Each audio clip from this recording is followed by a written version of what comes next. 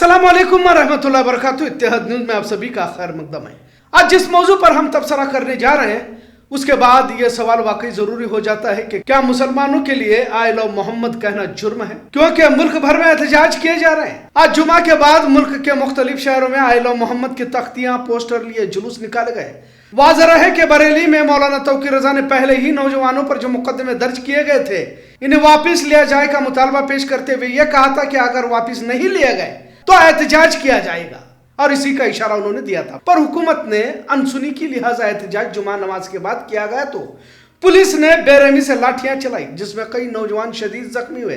खास तौर से यूपी के बरेली, चंदौली, मऊ में भी हालात बेकाबू हुए। अब पुलिस की जानिब से यह कहा जा रहा है कि एहतजाज करने वालों ने हथियार चलाए हैं, जिसमें 10 पुलिस वाले घायल हो चुके हैं। दरअसल बरेली में मौलाना तौकीर रजा की क़यादत में आज एहतजाजी रैली का एहतमाम किया गया था, पर पुलिस ने बिना इजाजत के रैली निकालने की बात करते हुए रोकने की कोशिश की, जिसके बाद हंगामा हुआ और पुलिस ने बेरहमी से लाठियां बरसाई। खैर, और भी शहरों में एहतजाज हुए, जिसमें दिल्ली, मुंबई, कानपुर और लखनऊ के साथ और भी शहरों में जुमा नमाज के बाद बड़ी तादाद में लोग मस्जिदों से निकले और आई लव मोहम्मद के पोस्टर्स के साथ उन्होंने एहतजाज किया। अब तक 1,500 के करीब नौजवानों पर मुकदमे दर्ज किए जा चुके हैं। 21 एफआईआर हो चुकी है। करीब 40 अफरादों को हिरासत में भी लिया गया है। अब ये मामला देश भर में एक तहरीक के तौर पर चल पड़ा है। यकीनन नौजवानों की शिरकत बड़े पैमाने पर है। नबी की मोहब्बत में मुसलमान सड़कों पर उतर रहे हैं और मुल्क का संविधान और आईन के मुताबिक आर्टिकल 25(20) की इजाजत देता है। हर कोई अपने मजहब पर चल सकता है, पर जिस हिसाब से इसका सियासी मुफाद हासिल करने की कोशिश फिरका परस्तों की जानिब से की जा रही है और मुसलमानों को लेकर हिरासा करने की वारदातें और साजिशों को अंजाम दिया जा रहा है, इस पर भी गौर करना जरूरी है।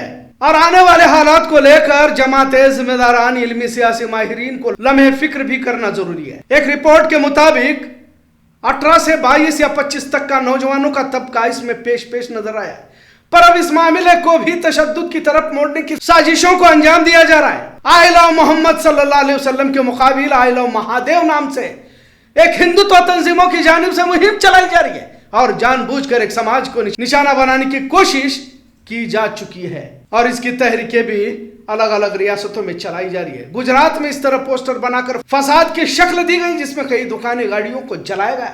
अब जानबूझकर मस्जिदों के सामने इस तरह के पोस्टर्स उत्तर भारत में लगाए जा रहे हैं। मुस्लिम रहनुमाओं को हालात बेकाबू होने से पहले ही संजीदगी से मंसूबा बनाना होगा, क्योंकि हालात बेकाबू होते हैं तो फिर बड़े पैमाने पर नुकसान मुसलमानों को ही उठाना पड़ सकता है, क्योंकि हमेशा शर पसंदों की जानिब से ही फैलाया जाता है। अब शरारत पर फिरका परस्त आमादा हो चुके हैं और फिलहाल नवरात्रि का माहौल है और इसमें जानबूझकर कुछ लोग आई लव महादेव के पोस्टर्स बांटते जा रहे हैं। नवरात्रि के यहाँ पर दांडिया पर भी स्क्रीन पर इसी तरह के पोस्टर्स को छाया किया जा रहा है। गरबा के वक्त गुजरात में पथराव भी हुआ है।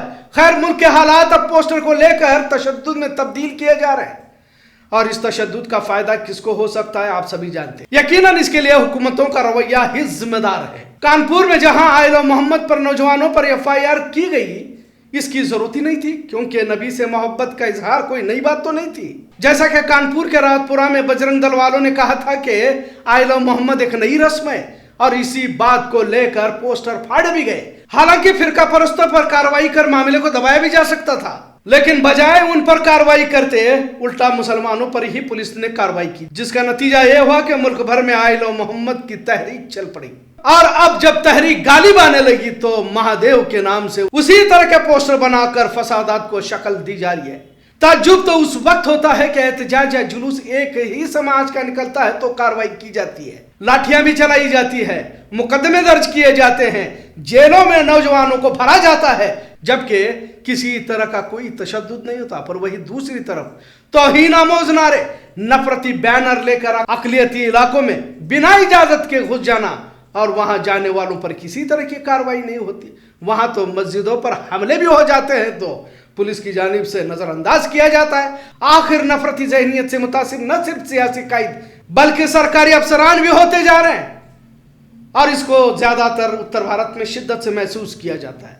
जिसको मद्देनजर रखते हुए मंसूबों की जरूरत है, क्योंकि यही वो लोग हैं जो इस मुल्क के भाईचारे के साथ संविधान को खत्म करना चाहते हैं। जबकि भारत की तहजीब गंगा जमुनी रही है, इसकी जड़ों में भाईचारे की रमक गहराइयों तक पैवस्त हो चुकी है, लेकिन अब कहीं ने कमजोर करने में फिरका परस्त कामयाब भी होते नजर आ रहे हैं। आज जिस तरह मुल्क को बांटने की साजिश हर मामले में की जा रही है, वक्त से पहले मुल्क के शहरियों के साथ मुसलमानों को सोचने की जरूरत है, क्योंकि हर हाल में कीमत तो मुसलमानों को ही चुकानी पड़ सकती है, और अब तक का तो तजर्बा यही बताता है। आखिर में अल्लामा इकबाल का वो शेर जो उन्होंने कहा था कि रहमत है तेरी अगयार के काशानों पर, बर्क गिरती है तो बेचारे मुसलमानों पर। आज का मौजू कैसा लगा इस पर जरूर कमेंट करें। इत्तेहाद न्यूज़ देखने के लिए शुक्रिया। अल्लाह हाफिज।